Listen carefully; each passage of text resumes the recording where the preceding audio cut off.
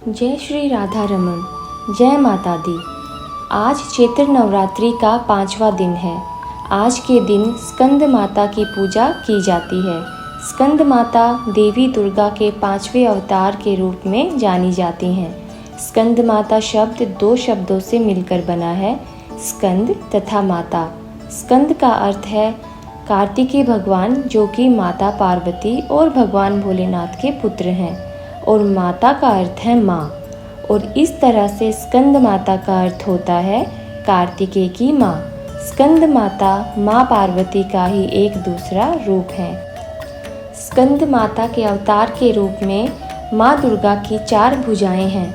उन्होंने एक हाथ से कार्तिकेय जी को पकड़ा हुआ है, दूसरे और तीसरे हाथ में कमल का पुष्प पकड़ा है, और चौथे हाथ से माता रानी अपने सब भक्तों को आशीर्वाद दे रही हैं। स्कंद माता शेर की सवारी करती हैं और कमल पर विराजित होती हैं। इसी कारण माता रानी को पद्मासना भी कहते हैं।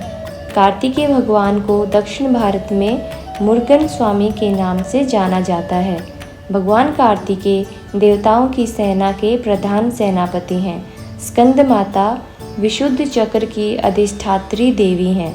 विशुद्ध चक्र हमारे गले में उभरे हुए स्थान के ठीक नीचे स्थित होता है। स्कंद माता की पूजा अर्चना करने से विशुद्ध चक्र जागृत हो जाता है, जिसके प्रभाव से मनुष्य को वाणी की सिद्धि प्राप्त होती है और उसकी आयु भी बढ़ जाती है। स्कंद माता की पूजा करने से 16 कलाओं और 16 विभूतियों का ज्ञान व्यक्ति द्वारा प्राप्त किया जा सकता है। आइए अब आपको सबको माँ स्कंद माता की अत्यंत रोचक व पौराणिक कथा सुनाते हैं। ओम देवी स्कंद माताय नमः। सती द्वारा स्वयं को अपने पिता के यज्ञ में भस्म करने के बाद शिव शंकर भगवान संसार व संसारिक क्रियाओं से पूरी तरह से दूर हो गए और उन्होंने स्वयं को तपस्या में लीन कर लिया। ठीक उसी समय सभी देवतागण ताड़कासुर के भयंकर अत्याचारों से कष्ट भोग रहे थे। ताड़कासुर से देवताओं की रक्षा करने वाला कोई नहीं था।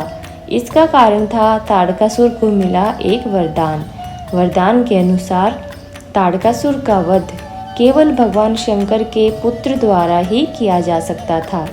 सारे देवतागण इस बात से भली भांति परिचित थे कि माता सती तो पहले ही अपने आप को भस्म कर चुकी हैं, तो ऐसे में भगवान शंकर का पुत्र कैसे होगा।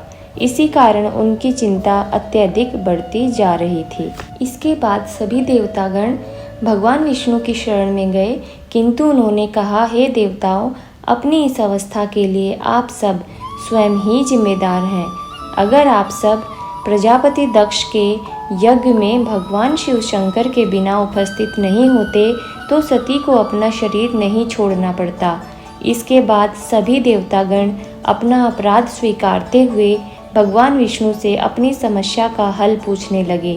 भगवान विष्णु ने उन्हें माता पार्वती के बारे में बताते हुए कहा कि वे माता सती का ही अवतार हैं। इसके बाद देवताओं की ओर से महर्षि नारद माता पार्वती के पास जाते हैं और उन्हें तपस्या कर भगवान शिव को पति के रूप में प्राप्त करने के लिए कहते हैं, और माता पार्वती को बताते हैं कि पिछले जन्म में भी भगवान शिव ही उनके पति थे। इसके बाद माता पार्वती द्वारा हजारों वर्षों तक की गई तपस्या से प्रसन्न होकर भगवान शिव ने उन्हें अपनी पत्नी के रूप में स्वीकार कर लिया।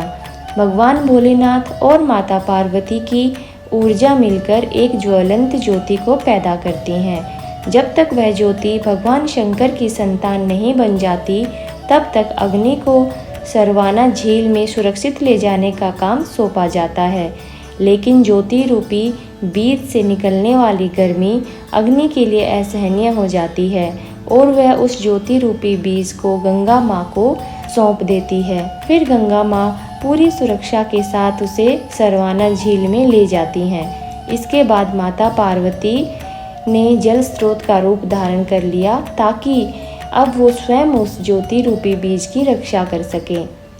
तो इस प्रकार 6 माताओं द्वारा देखभाल किए जाने के कारण 6 मुखी कार्तिकेय का जन्म होता है। वे बड़े होकर अत्यंत सुंदर, बुद्धिमान व ताकतवर सुकुमार बने। इसके बाद भगवान कार्तिकेय जी को शिक्षा प्राप्त करने के लिए ब्रह्मा जी के पास भेजा गया। पहले ही दिन उन्होंने ब्रह्मा जी से ओम का अर्थ पूछा।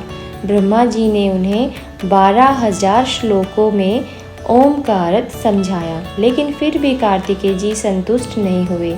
इसके बाद उन्होंने अपने पिता भगवान शिव से ओम का अर्थ समझाने को कहा, तो भगवान शिव ने 12 लाख श्लोकों के द्वारा कार्तिकेय जी को ओम का अर्थ समझाया, लेकिन फिर भी कार्तिकेय जी असंतुष्ट ही रहे।